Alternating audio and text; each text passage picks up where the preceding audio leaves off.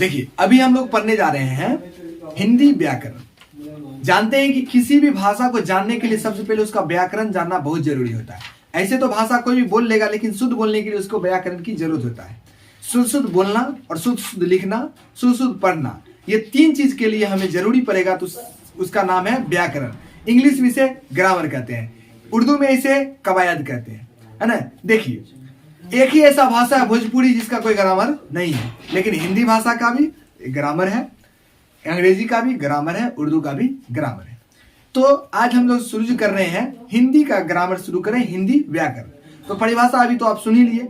व्याकरण कहते किसको, तो बोलेंगे जिसके द्वारा, है ना। व्याकरण एक शास्त्र है। व्याकरण का लेखक कौन है, तो पाणिनि। व्याकरण के लेखक कौन है, पाणिनि। पाणिनि जो है व्याकरण लिखा है, तो पाणिनि जो है व्याकरण जो लिखा, तो व्याकरण का परिभाषा देंगे तो व्याकरण एक शास्त्र है। तो व्याकरण उस शास्त्र को कहते हैं जिसके द्वारा जो है मनुष्य शुद्ध किसी भी भाषा का को पढ़ना, लिखना और बोलना सीखता है, उसी को क्या कहते हैं, व्याकरण कहते हैं। व्याकरण हमें तीन चीज की नॉलेज देता है, शुद्ध शुद्ध, लेकिन तीनों चीज शुद्ध शुद्ध, शुद्ध शुद्ध बोलना, शुद्ध शुद्ध पढ़ना और शुद्ध शुद्ध लिखना। ये तीन चीज की हमें अगर जरूरत पड़ेगा कि तीन चीज हम शुद्ध शुद्ध कर लें, तो ये तीनों चीज के लिए क्या चाहिए, हमको पड़ेगा व्याकरण। व्याकरण समझ गए। व्याकरण के से पहले जो हम लोग को समझेंगे कि किसी भी भाषा को जो सीखेंगे तो भाषा किसको कहते हैं, तो भाषा क्या है ये जानना बहुत जरूरी होती है। क्योंकि अभी तुरंत हम बोले कि भाषा को जानने के लिए व्याकरण की जरूरत है। तो भाषा किसे कहते हैं, तो बोलेंगे जिसके द्वारा मनुष्य अपने मन के भाव को किसी के सामने प्रकट करता है ना, उसी को कहते हैं भाषा। जिसके द्वारा मनुष्य अपने मन के भाव को किसी दूसरे के सामने क्या करता है, प्रकट करता है, उसी को क्या कहते हैं, भाषा कहते हैं। भाषा असलियत में तीन प्रकार के होते हैं। एक वह भाषा जो हम लोग बोल रहे हैं, जैसे अभी आपको बोल के समझा रहे हैं, अपने मन के भाव को आपके सामने प्रकट कर रहे हैं, तो इसको क्या बोलेंगे, मौखिक भाषा। जो मुंह से बोल करके आप लोग के सामने प्रकट करेंगे या किसी के सामने प्रकट करेंगे तो हो गया मौखिक भाषा। और वह भाषा जो लिख करके आपको दे, जैसे कि यहाँ पर लिख दिए हैं और ऐसे कर दिए, तो आप समझ गए हिंदी व्याकरण आज पढ़ाया होगा। तो इसका मतलब क्या हुआ, ये हुआ लिखित भाषा, है ना। लिखित भाषा एक हो गया मौखिक, एक हुआ लिखित। एक होता है सांकेतिक भाषा। जैसे कि मान लीजिए हम गूंगा रहते तो अभी हम आपको कैसे ऐसे कर, मतलब किसी चीज का इशारा दे करके हम आपको बताते, कोई इशारा देते किसी चीज का, है ना। तो इसको क्या बोलेंगे हम लोग, सांकेतिक भाषा। तो भाषा कुल मिला कितने प्रकार के हो जाएंगे, तीन प्रकार के। अब भाषा समझ गए होंगे। अब आते हैं सबसे पहला, उसके बाद जो आते हैं व्याकरण पे। तो व्याकरण के अभी तुरंत परिभाषा बता दिए, शुद्ध शुद्ध लिखने और बोलने और पढ़ने के लिए हमको जिस चीज की जरूरत पड़ती है, जिस शास्त्र की जरूरत पड़ती है, उसी शास्त्र क्या कहते हैं हम लोग, व्याकरण कहते हैं। व्याकरण के भी तीन भेद होते हैं। ऐसे तो 6 भेद होते हैं, लेकिन हम आपको 3 भेद बता रहे हैं जो बहुत ज्यादा जरूरी है। वो 3 प्रमुख भेद को बताने की कोशिश करें। पहला भेद जो आता है उसका नाम है वर्ण विचार। क्या नाम है, वर्ण विचार। उसके बाद आता है शब्द विचार। क्या आता है, शब्द विचार। उसके बाद फिर क्या आएगा, वाक्य विचार। तो कुल मिलाकर के व्याकरण के 3 भेद, वर्ण विचार, शब्द विचार, वाक्य विचार। तो हमको सबसे पहले वर्ण विचार पे चलना पड़ेगा। वर्ण विचार क्योंकि ये बहुत विस्तार का टॉपिक है। वर्ण विचार में ही जो है संधि आता है ना। संधि तक, संधि की स्वर संधि, व्यंजन संधि, विसर्ग संधि, ये तीनों चीज को पढ़ेंगे, तब जानेंगे कि हम लोग ये वर्ण क्या होता है, और वर्ण को बड़े विस्तार से हमको पढ़ना पड़ेगा। तो सबसे पहले आता है कि वर्ण विचार किसे कहते हैं। तो इसका एक परिभाषा हम देंगे, वर्ण विचार किसे कहते हैं। तो ये भी व्याकरण का एक खंड है ना, व्याकरण का एक भाग है। वर्ण विचार क्या, व्याकरण का भाग है। 3 भाग है ना टोटल, तो व्याकरण का एक भाग है। तो बोलेंगे व्याकरण का वैसा भाग, है ना, जिसमें वर्ण और वर्ण से शब्द बनने के नियमों के बारे में अध्ययन करते हैं। वर्ण मतलब व्याकरण का वह भाग जिसमें वर्ण और वर्ण से शब्द बनने के नियमों के बारे में अध्ययन करते हैं, तो उसी को क्या कहते हैं, वर्ण कहते हैं। अभी हम लोग हिंदी पढ़ रहे हैं। हिंदी जो वर्ण है टोटल वो 52 वर्ण है, और 52 वर्ण को जहां पे लिखा गया है, 52 वर्ण को एक जगह लिख देंगे तो उसी को बोलेंगे वर्ण माला। वर्णों का एक माला सजा देंगे तो उसी को बोलते हैं वर्ण माला। सबसे पहला बोले थे अभी क्या, वर्ण विचार। वर्ण विचार में सबसे पहला आ गया वर्ण किसको कहते हैं। तो अब आता है क्वेश्चन, वर्ण किसको कहते हैं। देखिए वर्ण उस मूल ध्वनि को कहते हैं जिसका खंड और टुकड़ा नहीं हो सकता।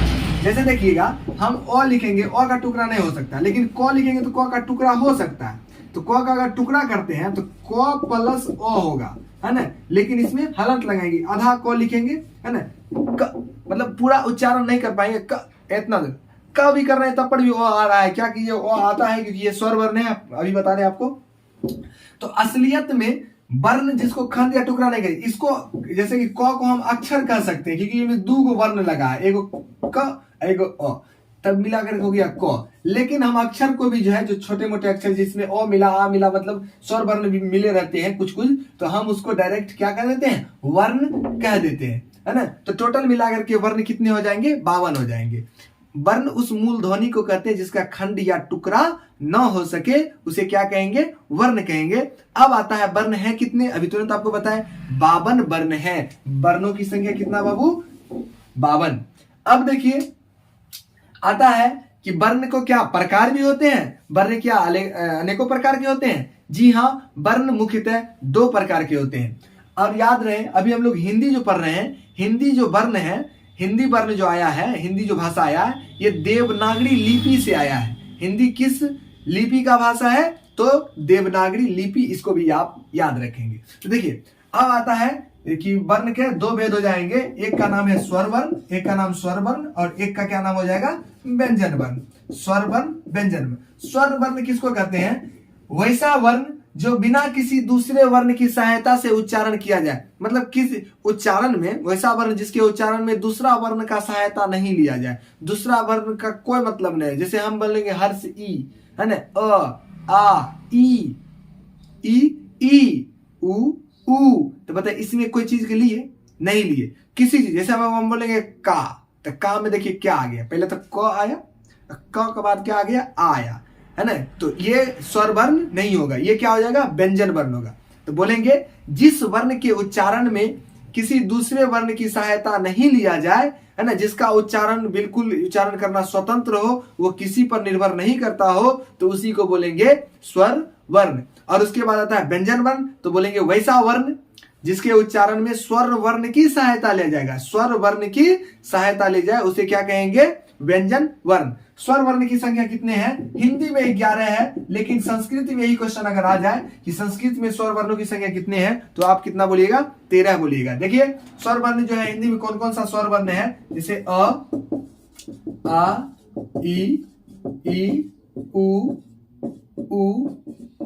री, ए, ऐ, ओ, औ। देखिए कुल मिला कितना, 1 2 3 4 5 6 7 8 9 10 11, तो 11 ये सभी क्या है, स्वर वर्ण है। स्वर वर्ण की संख्या 11 और व्यंजन वर्ण की संख्या 33। ऑब्जेक्टिव में कभी कभी क्वेश्चन ये रहते हैं कि वर्णों की संख्या कितनी, और ऑप्शन में 52 नहीं देगा, तो याद रखिए शायद जो यही दोनों को ऐड करके हम लोग को पूछ रहा है, तो 44 में हम लोग मार सकते हैं और ये बिल्कुल सटीक हो, अगर ऑप्शन में 52 नहीं हो तो। अब आता है स्वर वर्ण। स्वर वर्ण का क्या अलग भेद भी है क्या, बिल्कुल इसका भी भेद है। स्वर वर्ण के मुख्यतः 3 भेद हैं। मुख्यतः कितने भेद है, 3 भेद है। एक का नाम याद रखेंगे हर्ष स्वर, दूसरा का दीर्घ स्वर, उसके बाद प्लुत स्वर। हर्ष स्वर, दीर्घ स्वर, प्लुत स्वर, हर्ष स्वर, दीर्घ स्वर, प्लुत। हर्ष का मतलब हुआ जिसके उच्चारण में एक मात्रा का समय लगे, जैसे ई जो बोले अभी एक मात्रा, उसके बाद जब दीर्घ ई बोलेंगे तो ई थोड़ा लंबा जाएगा, तो इसको बोलेंगे दीर्घ स्वर, है ना। हर्ष स्वर जिसमें एक मात्रा का समय लगे जिसके उच्चारण में, और जिस वर्ण के उच्चारण, जिस स्वर वर्ण के उच्चारण में 2 मात्रा का समय लगे उसे दीर्घ स्वर कहते हैं। जिस स्वर वर्ण के उच्चारण में 1 मात्रा का समय लगे उसे हर्ष स्वर कहते हैं। जिस स्वर वर्ण के उच्चारण में 2 मात्रा का समय लगे उसे दीर्घ स्वर कहते हैं। और जिस स्वर वर्ण की सहायता में 3 मात्रा का समय लगे उसे प्लुत स्वर कहते हैं। देखिए ऐसे एग्जाम की दृष्टि से ये तीनों पॉइंट उतना जरूरी नहीं था। अब आता है व्यंजन वर्ण। तो देखिए व्यंजन वर्ण का कोई प्रकार नहीं होता है, बस इसको जो है अनेक अनेक खंड में बांटा गया है। अनेक अनेक खंड में क्या क्या आते हैं, एक आता है क वर्ग। एक क्या आएगा, क वर्ग। क वर्ग का मतलब जिस वर्ग में क से लेकर के अंग तक, लास्ट में ना क ख ग अंग है ना, वहां तक है, तो उसको बोलेंगे क वर्ग। उसके बाद च वर्ग, च छ ज झ य। उसके बाद ट वर्ग, ट ठ ड ढ य। उसके बाद हो गया त वर्ग। उसके बाद प वर्ग, है ना। ये 5 वर्ण है, 1 2 3 4 5, हाँ 5 वर्ण, मतलब 25 लेटर इसका हो गया। उसके बाद एक आता है य, र, ल और व। इसको बोलते हैं अंतस्थ वर्ण, अंतस्थ वर्ण। और उसके बाद आता है तालव्य स्व, मूर्धन्य स्व, दंत स्व और हो, इसको बोलते हैं ऊष्म वर्ण, ऊष्म वर्ण, है ना। तो कुल मिलाकर के आप अभी सीखे स्वर वर्ण किसको कहते हैं, व्यंजन वर्ण किसको कहते हैं, जिसके उच्चारण में स्वर वर्ण की सहायता ली जाए उसे व्यंजन वर्ण कहते हैं। व्यंजन वर्ण का अनेकों प्रकार के यहाँ जैसे कवर्ग, चौवर्ग, टवर्ग, तवर्ग, पवर्ग, है ना। और उसके बाद देखिएगा इसको जो है उच्चारण के आधार पर बांटा गया है, उच्चारण के आधार पर। जिसके उच्चारण में जो है हकार की ध्वनि निकलता है उसे बोलते हैं महाप्राण, और जिसके उच्चारण में हकार की ध्वनि नहीं निकलता है उसको बोलते हैं अल्पप्राण। जैसे देखिए क बोलेंगे तो उसमें हकार की ध्वनि नहीं निकला, लेकिन ख बोलेंगे तो उसमें हकार की ध्वनि निकला। आप नहीं समझे होंगे, देखिए अब हम आपको समझाने की कोशिश करते हैं। जैसे आप क बोलिए और आप अपना हाथ मुंह जो है मुंह के सामने अपना हाथ ऐसे रखिए और इसे रख करके आप बोलिएगा क बोलिएगा तो मुंह से जो ध्वनि निकलेगा उसमें जो है ना हवा की मात्रा नहीं होगी, उसमें वायु नहीं होगा, है ना। आप ख बोलिएगा तो एकाएक जो है आपके मुंह से एक वायु निकलेगा जो आपके हाथ पे टच करेगा, आप समझ जाइएगा। जिसके उच्चारण में आपके हाथों पे वायु का दबाव पहुंचे तो समझ जाइएगा ये जो है महाप्राण है। उच्चारण की दृष्टि से शब्द को दो भागों में मतलब स्वर व्यंजन वर्ण को दो भाग में बांटा जा सकता था। एक है अल्पप्राण जिसके उच्चारण में हकार की ध्वनि नहीं निकले उसे अल्पप्राण कहते हैं, और जिसके उच्चारण में हकार की ध्वनि निकले उसे क्या कहेंगे, महाप्राण कहेंगे। तो आज के लिए इतना ही। अब जो है देखिए अगला दिन जो वीडियो बनेगा वो आप रहेगा वर्ण से संबंधित और वो रहेगा संधि। तो फिर उच्चारण भी जो है कहाँ से किसका उच्चारण कहाँ होता है ना, उसका भी वीडियो जल्दी आप लोग के सामने आ जाएगा। आपने ये वीडियो देखा, इस वीडियो देखने और इस चैनल को सपोर्ट करने के लिए आपको बहुत बहुत धन्यवाद।